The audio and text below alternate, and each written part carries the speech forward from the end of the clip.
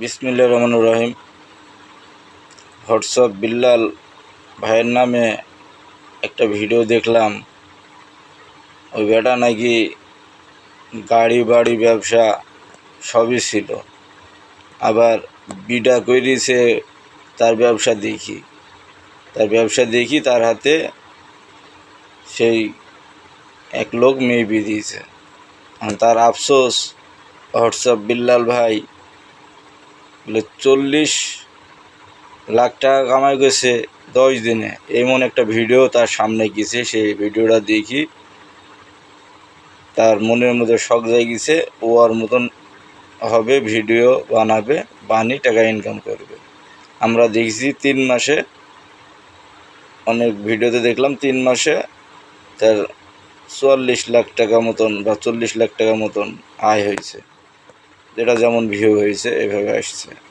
কিন্তু ওই জায়গায় ও যেটা গল্প বানিয়েছে, আমার ভিডিওটা দেখি অতটা বিশ্বাসযোগ্য হয়নি, কারণ ওকে অন্য ভিডিও বানাইতে আমি দেখছি। এখন ওনার বক্তব্য, সে তাকে শেষ করে দিয়েছে। সে এখন রিক্সা চালিয়ে খাবে, সে আর এসব কিছু করবে না, এই ভিডিও বানাবে না।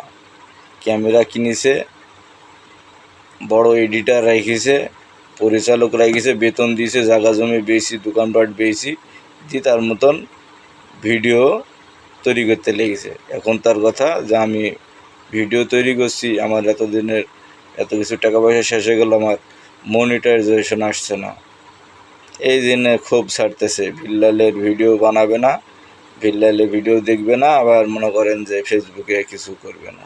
তো ওনাকে কি বিল্লাল গলা ধরে যাই বলেছিল যে আপনি আমার মতন ভিডিও বানান? ফেসবুকে রুল অনুযায়ী যদি সে কাজ না করতে পারে, সে যদি ফেসবুকের নিয়ম গাইড না মাইনে কাজ না করে, তাহলে তার তো ব্যবসার টাকা লাখ লাখ চলে গেল, যে সেটা ফেসবুক দেখবে না।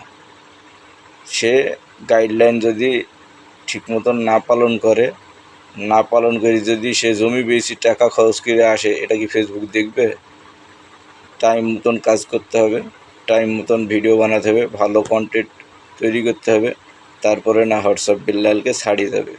এখন যদি তার মতন হব দেখি, জমি জায়গা বেশি আইসি, এমন যদি আর একজনের পিছনে লাগা যায়, কী করি টাইনি একে নিচে নামাইনি যায়, ওর নামে দুর্নাম করা যায়, এসব মাথার মধ্যে দিয়ে যায়, ভিউ কামানি চিন্তা ভাবনা, এসব মন মানসিকতা যদি হয়, তাহলে কেমন হবে? আল্লাহ তাআলা আমাদের সবাইকে সঠিক বুঝ দান করুন। আমিন।